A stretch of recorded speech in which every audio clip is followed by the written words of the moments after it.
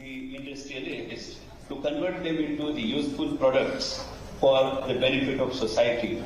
Right now we have 150 technologies at IIT Indore, and we hope that in coming 5 years we will have 500 technologies which will be brought to the Ujjain campus, and they will be taken to the new levels, which will generate a lot of employment, entrepreneurship, employment, and so on. So, as per the suggestion of Shri Mohan Yadavji, we have included AI in artificial intelligence in agriculture as one of the main domains of this center. While the Ujjain campus is being established and a lot of approval processes are going on, Shri Mohan Yadavji has advised that we should start these activities at Ujjain, and that is why we are establishing this experiential learning center on innovation, technology, and entrepreneurship. In short, it becomes ELITE. ELITE in English means a special. So this is a special center for experiential learning of the students, under which we will be establishing 3 laboratories. One is called Makerspace Laboratory, Astronomy and Astrophysics Laboratory, and Laser Engineering. So these laboratories initially will provide knowledge and experimental understanding to the students of Ujjain College of Engineering, and then slowly we will expand and add few more students from other institutes also. And we also want to perform some R&D, small initial R&D activities in these laboratories to begin with, and slowly take them further to the bigger center of deep tech research and discovery as the time passes. In yet another initiative of the institute, and advised by Shri Dharmendra Pradhanji, the Jayaprakash Narayan Center for Excellence in Humanities, which is a dream of the MOE, so that the effect of digitization on the human life, effect of digitization on the environment can be studied. At the same time, the past culture, past manuscripts, past inventions can also be digitized in this center. Presently, there are about 10 such projects which are going on in this center. I am grateful to both Shri Dharmendra Pradhanji and Dr. Mohan Yadavji for their guidance and support in this endeavor. Last but not the least, I would like to mention of our several initiatives which we have taken for Madhya Pradesh College of Engineering students. In one of its kind initiative, 50 meritorious students from government colleges of engineering in Madhya Pradesh are given admission to the final year in their final year to IIT Indore. These 50 students will study with our own students in IIT Indore, take the classes, courses, laboratories, and transfer their grades back to their parent institution. So 23 of such students from the government engineering colleges have already come and started staying in the campus. They are actually staying in our hostels and taking up the courses along with our students. We also have devised a part-time PhD program for the teachers in the Government College of Engineering in Madhya Pradesh. Under this scheme, the teachers or professors in Madhya Pradesh College of Engineering can take admission to PhD program in IIT Indore, and they can work on their experiments or simulation during their summer vacation, winter vacation, long holidays, Saturdays and Sundays, and they can continue to work and do their duty in their parent college. That means they don't have to take extra leave. They have to simply come to the institute during their holidays and work on their PhDs.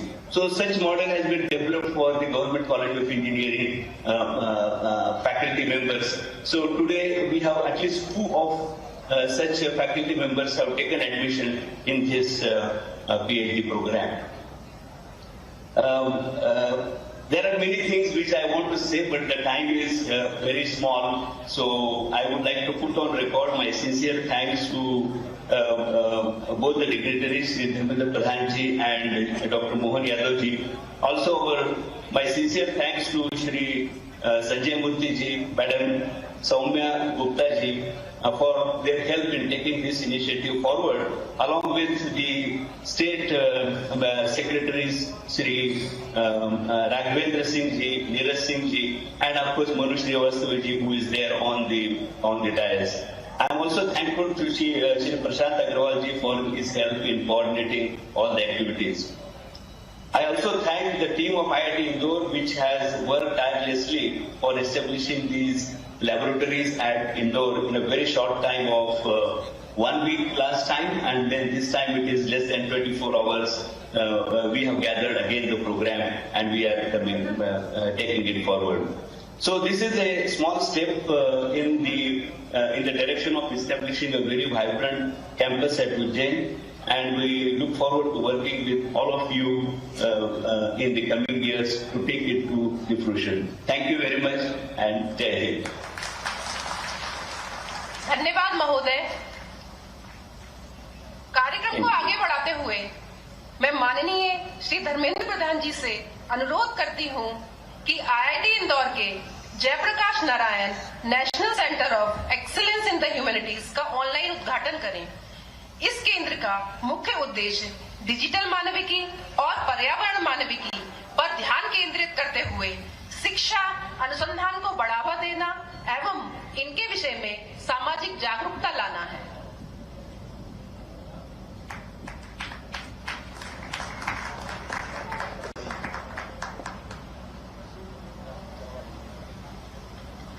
अब मैं professor Rajiv Dikshit जी, coordinator Madhya Pradesh सरकार से अनुरोध करती हूं कि वह सी elite के विषय में अपने विचार साझा करें। मध्य प्रदेश शासन के यशस्वी और प्रतापी मुख्यमंत्री आदरणीय मोहन यादव जी, उज्जैन शहर के माननीय विधायक अनिल कालूखेड़ा जी और अन्य अतिथिगण, हमारे बीच ऑनलाइन जुड़े हुए भारत सरकार के शिक्षा मंत्री आदरणीय धर्मेंद्र प्रधान जी, मैं आप सभी लोगों को का स्वागत करता हूं इस अवसर पर। और थोड़ी सी पृष्ठभूमि में बहुत शॉर्ट में बताना चाहता हूं इस सेंटर की, इस सैटेलाइट कैंपस की। मुझको याद आता है 30 सितंबर 2021 एक कार्यक्रम था, यहीं पास में तारामंडल है उज्जैन का, वहां पे साइंस पार्क का उद्घाटन था। उस साइंस पार्क के उद्घाटन में दो बातें बहुत महत्वपूर्ण मैंने सुनी। एक, हमने हमारे विज्ञान भारती के राष्ट्रीय संगठन मंत्री जयंत सहस्त्रबुद्धे जी ने बोला था कि उज्जैन काल की गणना का एकमात्र केंद्र है, बहुत प्रमाणिक केंद्र है इस विश्व में। तो उन्होंने एक चीज और बताई कि कोई भी एक केंद्र हो नहीं सकता, यदि कोई गोलाकार वस्तु है तो उसके ठीक अपोजिट एक और केंद्र होगा, और वो दूसरा केंद्र प्रशांत महासागर में है। इसलिए उज्जैन काल की गणना का एकमात्र प्रमाणिक केंद्र है। दूसरी चीज हमारे माननीय मुख्यमंत्री जी ने उस कार्यक्रम में बोली थी कि उज्जैन शिक्षा के लिए सबसे उपयुक्त स्थान।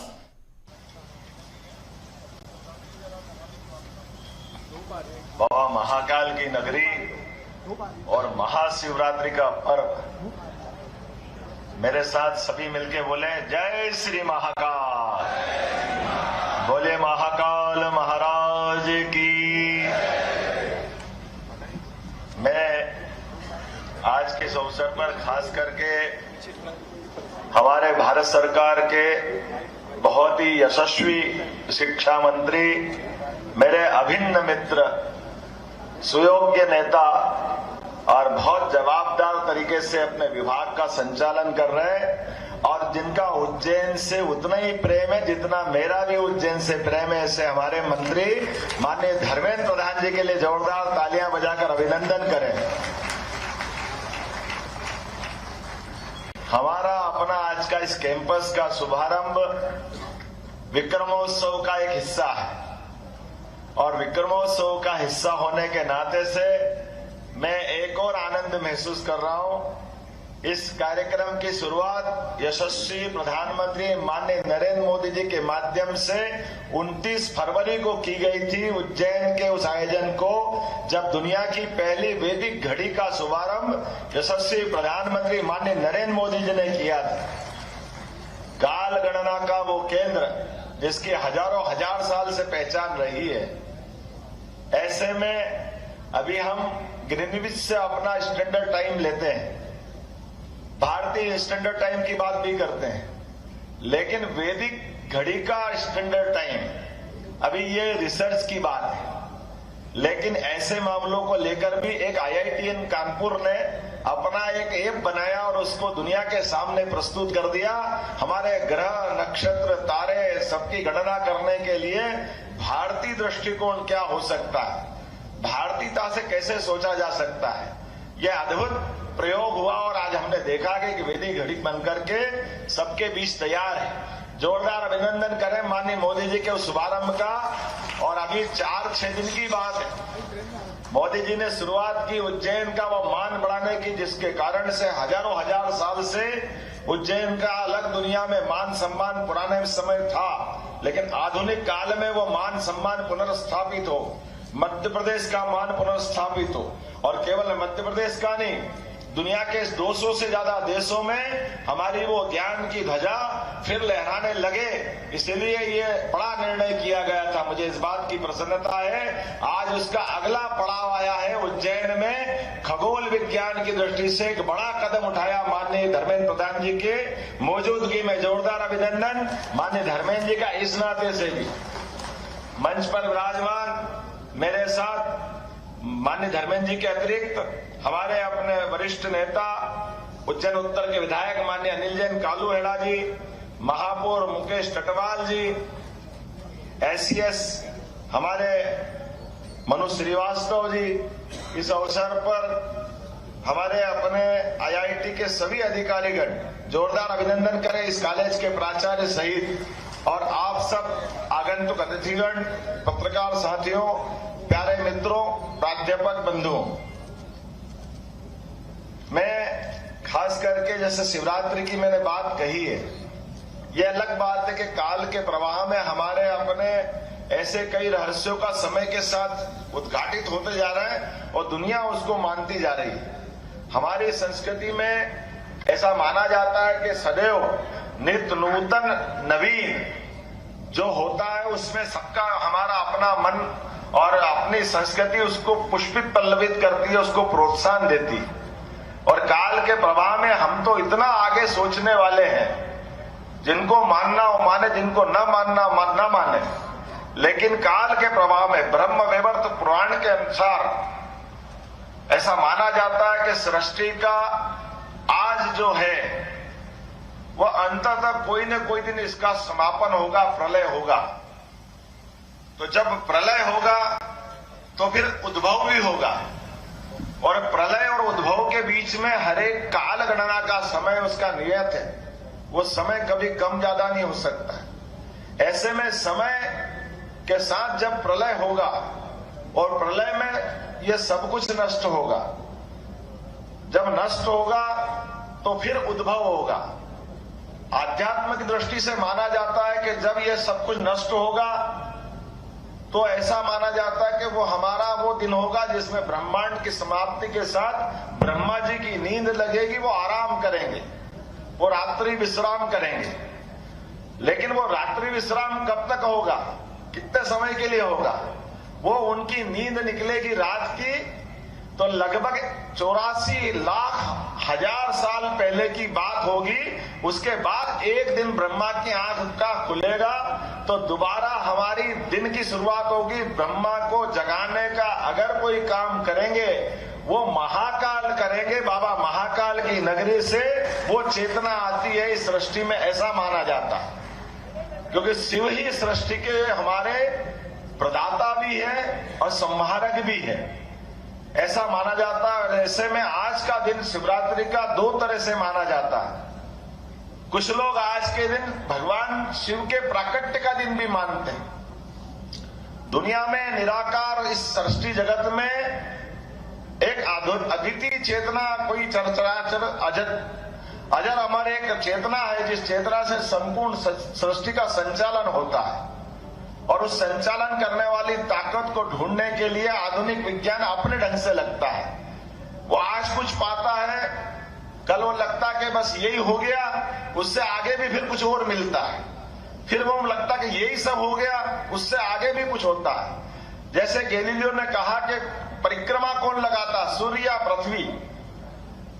उसके बाद के भी न्यूटन से लेकर के सभी के अलग अलग सिद्धांत, अलग अलग तरह के बात करने वाले लोग आए।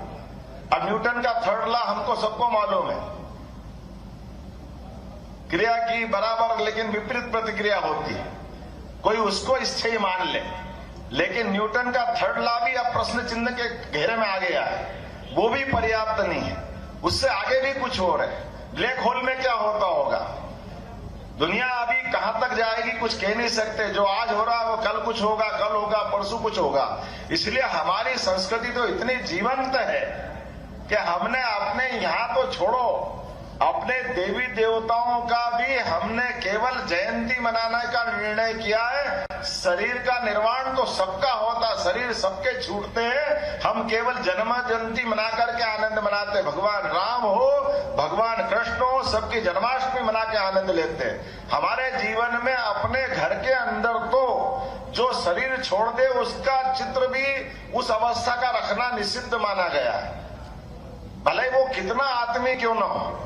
शरीर गया तो हम उसका विसर्जन अपनी तैरवी करके खत्म कर लेते। ये हमारे शरीर की विशेषता है, यद्यपि हम सब जानते हैं हमारा आत्मीय और किस प्रकार का लगाव हो सकता है। काल के प्रवाह में जो हम कहते हैं वो हमारी शिक्षा में भी आना चाहिए, और ये निरंतर खोज का विषय होना चाहिए। मुझे इस बात की प्रसन्नता है, खगोल की दृष्टि से, उज्जैन साइंस की दृष्टि से हजारों हजार साल से इसकी महत्ता है। लेकिन काल की नगरी हमारे यहाँ चूंकि धार्मिक भाव ज्यादा हो जाता, वो पुट ज्यादा हो जाता, तो काल की नगरी महाकाल की नगरी, और महाकाल की नगरी तो महादेव की नगरी, और महादेव की नगरी से वो एक धारा निकालना बाकी थी जो विज्ञान की तरफ ले जाती है। ये विज्ञान की शुरुआत हुई है। मुझे इस बात की प्रसन्नता कि यह विज्ञान की नगरी के नाते से दुनिया में स्थापित होना चाहिए। और जैसे मैंने कहा कि महाकाल के अनन्य भक्त है हमारे धर्मेंद्र प्रधान जी, और इस अवसर पर मेरे मित्र संतोष जी यहाँ बैठे हैं, IITN यहाँ राजू दीक्षित जी बैठे हैं। हम सब लोगों ने प्रयास किया है, पीछे यहाँ साइंस पार्क भी बना था, यहाँ अपना ऑब्जर्वेटरी भी बनाई साइंस टेक्नोलॉजी डिपार्टमेंट के माध्यम से। सरकार तो आएगी और जाएगी, सरकार को कई काम करना चाहिए, लेकिन सरकार आज की व्यवस्था जनता की, आम जनता की सुख सुविधाओं की व्यवस्था करे वो अपनी जगह है, वो हमको करना ही चाहिए। लेकिन जिस संस्कृति के संवाहक हम लोग हैं वो खोजपूर्ण संस्कृति है, और खोजपूर्ण संस्कृति होने के नाते से हजारों साल से हमारे यहाँ नित्य नूतन रिसर्च को प्रोत्साहन दिया जाता है।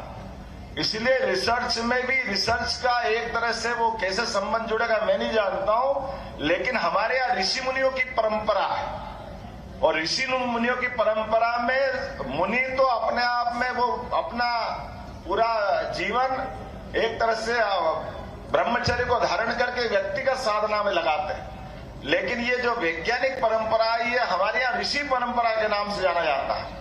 वैज्ञानिक यानी ऋषि मतलब रिसर्च करते हुए दुनिया के अंदर जो सुव्यवस्था स्थापित हो जाए और उनके अंदर जो बेहतर से बेहतर हो सकता है, ये एक तरह से वैज्ञानिकता से जोड़ने वाला एक मार्ग है। इसीलिए जब भी हमारी संस्कृति पे आक्रमण हुए, आज नहीं हजारों हजार साल से, तो वो आम जनता को कोई आक्रमणकारी मारने नहीं आए, वो मारने आए हमारे ऋषि मुनियों को। उन्होंने कहा अगर ये भारत को कब्जा करना, भारत का अगर खत्म करना, भारत की भारतीयता मिटाना है तो आदि काल से हमारे ऋषि मुनियों पे अटैक किया। वो आज के काल से और पुराने काल से हम देख सकते हैं, लेकिन बदलते दौर का भारत है यशस्वी प्रधानमंत्री के नेतृत्व में अब हमारा अपना उज्जैन सहित पूरी दुनिया में भारतीय संस्कृति की परचम नगर लहरा रहा है। तो ये इसी प्रकार के नवाचारों के लिए जाना जाएगा, और काल के प्रवाह में दुनिया यहाँ आकर के शिक्षा ग्रहण करेगी, हमारी अच्छाई दुनिया सीखेगी, वसुदेव कुटुंबकम की भावनाओं को लेके चलेंगे। आज ये इतना बड़ा काम हुआ, हमारी कैबिनेट तो बाकी है, लेकिन धर्मेंद्र जी ने कहा कि सुबह से शीघ्रम करना है तो देर क्या करना।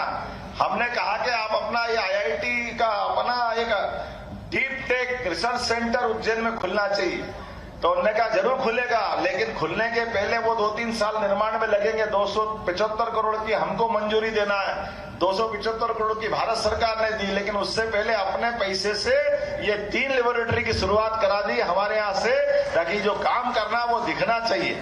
और यही प्रधानमंत्री का हमारा ध्येय होता है कि विचार अगर आया मन में तो फलीभूत भी होना चाहिए, सामने भी दिखना चाहिए। और मुझे इस बात की प्रसन्नता है, धर्मेंद्र जी को एक बार फिर बधाई, और पूरी टीम को, आपने भी कम समय में और हमारी मध्य प्रदेश सरकार के इस इंजीनियरिंग कॉलेज का कैंपस का भाग्य बदला है। आपने कहा कि हम अपने 50 विद्यार्थियों को IIT के माध्यम से आप उनका शिक्षा दीक्षा IIT इंदौर में करा रहे हैं। और मैं आपको आश्वस्त भी करता हूं और आपसे आश्वासन भी चाहता हूं कि हमने संकल्प लिया है हमारे सभी इंजीनियरिंग कॉलेज आपके IIT की तर्ज पर उसी प्रकार के अपने कैंपस का रूप धारण करें, विद्यार्थी वो सब सीखे जो IIT के माध्यम से आप सबके बीच बांटते हैं। भारत सरकार के साथ मध्य प्रदेश सरकार मिलकर इस पे चलेगी, इस पे काम करेगी। लेकिन यहाँ जो अभी आप काम कर रहे हो वो कोई कम नहीं है। लेजर विज्ञान, अनुप्रयोग, क्या उसका आनंद आ रहा, खगोल विज्ञान, मेक स्पेस, कितने प्रकार की चीजें।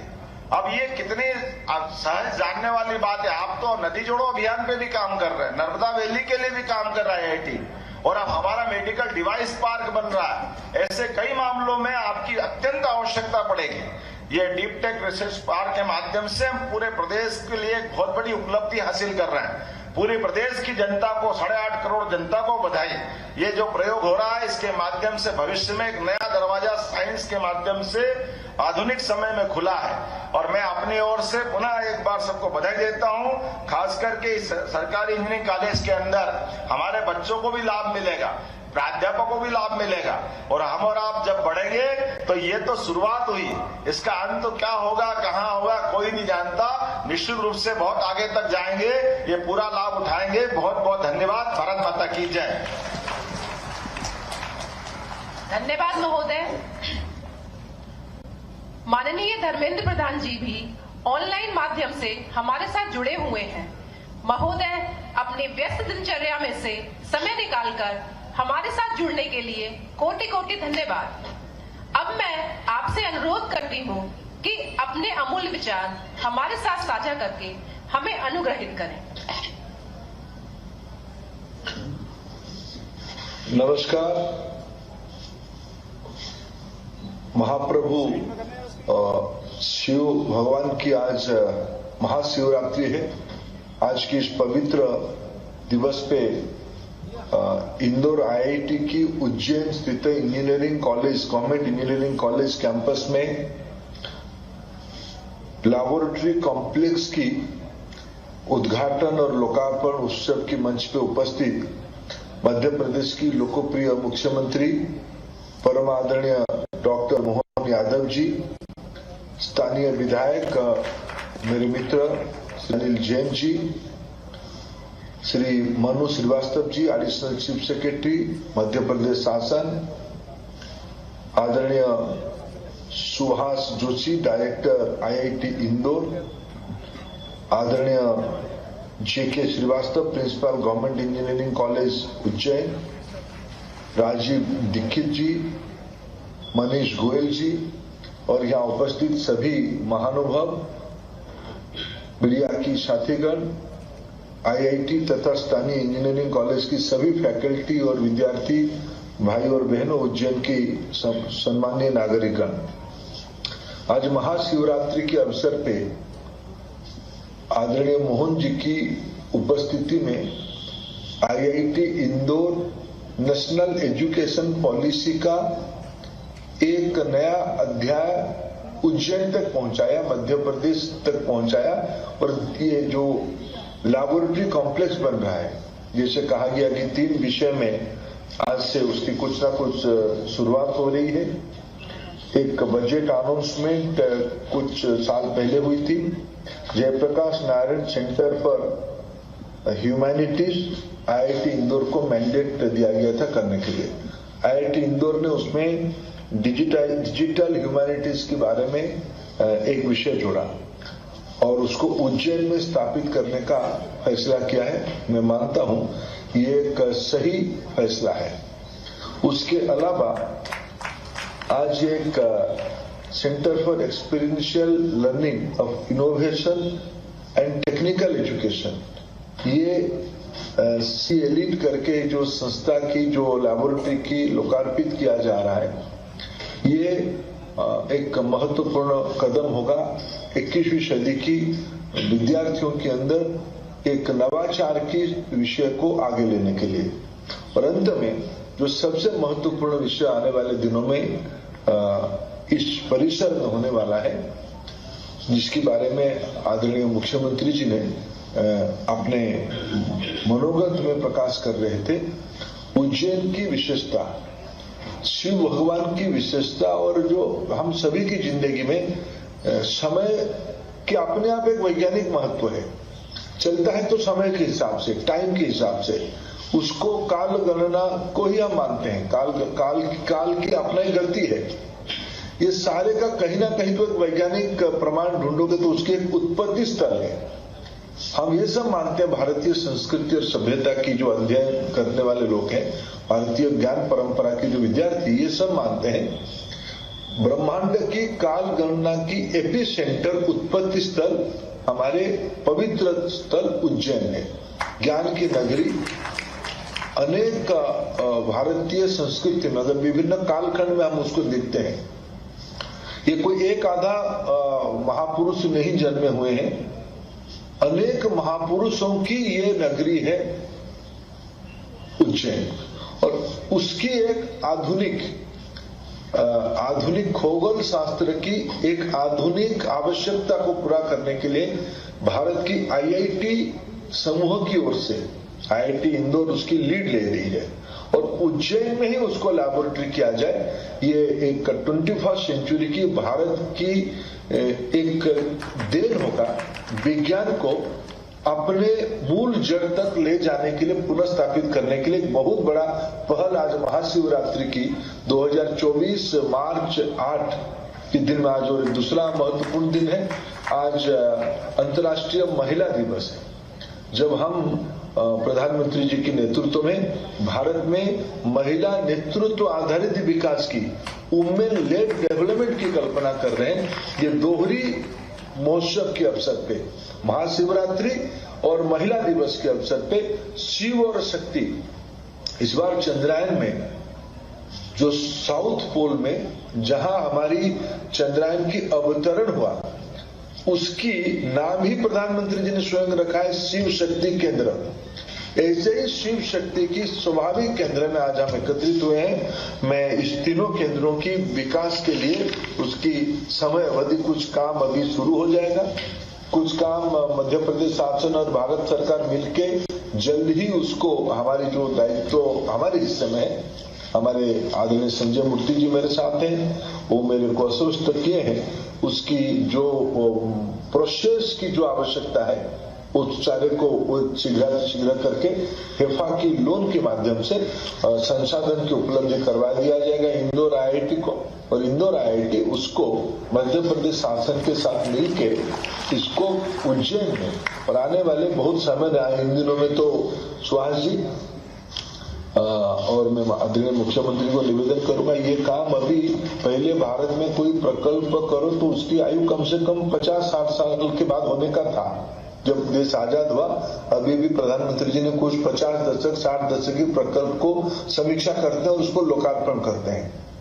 लेकिन अभी हमारी नई संसद भवन और हमारे जिस महाकाल परिसर बना है, मैं उज्जैन कई युवा अवस्था से जाते रहा हूं, लेकिन जिस तेजी से महाकाल परिसर बना, हमारी संसद की नई भवन बनी, इससे भी सुपरसोनिक गति से, उससे ज्यादा गति से ये केंद्र वहां आप स्थापित करोगे, हम इंतजार नहीं कर सकते। ये हमारी सुझाव है, ये सारे संबंधित लोग उसको काम पे जुड़ जाएंगे। मैं आज के अवसर पे 2-3 विषय सुहास जी आपको विशेष करके अनुरोध करता हूं, जो हमारे शिक्षा विभाग के अधिकारी मध्य प्रदेश की हैं, और विशेष करके जेके श्रीवास्तव जी, डॉक्टर जेके श्रीवास्तव प्रिंसिपल। अभी आपने कहा कि आपने शिक्षकों के बारे में आईआईटी दायित्व लेगी। आदरणीय मुख्यमंत्री जी ने सारा इंजीनियरिंग कॉलेज में मध्य प्रदेश की आईआईटी पैटर्न लाने के लिए आपसे अपेक्षा रखा। ये बात सही है। एनईपी ने ही विषय कहा है कि मल्टी डिसिप्लिनरी बनाना, मल्टी इंस्टीट्यूशनल एंगेजमेंट बनाना। मैं बिल्कुल अच्छा रहेगा, मैं कभी अवसर मिलने से तुरंत आऊंगा भी। मध्य प्रदेश में स्थित भारत सरकार की उच्च शिक्षण संस्थान और मध्य प्रदेश की उच्च शिक्षण संस्थान, ये दोनों एक ही है। संजोग देखिए, माननीय मोहन जी पिछले कार्यकाल में शिक्षा मंत्री भी रहे, अभी भी शिक्षा विभाग के दायित्व में एक प्रकार से है ही। उनकी एक अपनी सोच दृष्टि मैं बचपन से जानता हूं है। स्टूडेंट्स मूवमेंट से आए हैं, शिक्षा परिवार से ऊपर सामाजिक जीवन शुरू किए हैं। हमें 21वीं सदी में मध्य प्रदेश को दुनिया के अंदर एक नॉलेज हब बनानी है। इंदौर उज्जैन कॉरिडोर ही उसकी, भोपाल उज्जैन इंदौर कॉरिडोर ही उसकी लीड लेगा। हमारे केंद्रीय विश्वविद्यालय सागर में है, हमारी मध्य प्रदेश शासन के अनेक इंस्टीट्यूशन मध्य प्रदेश की जबलपुर में कुछ है, कुछ ग्वालियर में है। ये होने के बावजूद मैं कहूंगा कि इंदौर उज्जैन सबसे इंपोर्टेंट नॉलेज कॉरिडोर है। इसी की गुणवत्ता के आधार पर हुई हमारे देश की एक बहुत बड़े आध्यात्मिक केंद्र है और एक बहुत बड़ा व्यवसायिक केंद्र है इंदौर। इन दोनों की कॉरिडोर में मिला के एक नया इंडिया मॉडल, भारतीय ज्ञान परंपरा आधारित मॉडल बनानी है। इसकी एक फ्यूचरिस्टिक रोड मैप आने वाले 3 महीने में शिवाजी आईआईटी इंदौर के नेतृत्व में बननी चाहिए। आईआईटी इंदौर उसकी लीड ले, मध्य प्रदेश के लिए लीड ले, देश के लिए लीड ले, जिसमें, और मैं आपको कहूं कि मैंने कभी आपकी 2 साल पहले की मेरे दौरे के बारे में उल्लेख किया। मैं जो 2 साल पहले मोहन जी कुछ समय में इंदौर आईआईटी में बिताया था, मैं इंदौर की सिविल इंजीनियरिंग डिपार्टमेंट की जो मुख्य है, जो कुछ समय अस्थायी डायरेक्टर रहे आईआईटी इंदौर की, वो मेरे को बता रहे थे, वो मूलतः मध्य प्रदेश की ही है, वो मेरे को बता रहे थे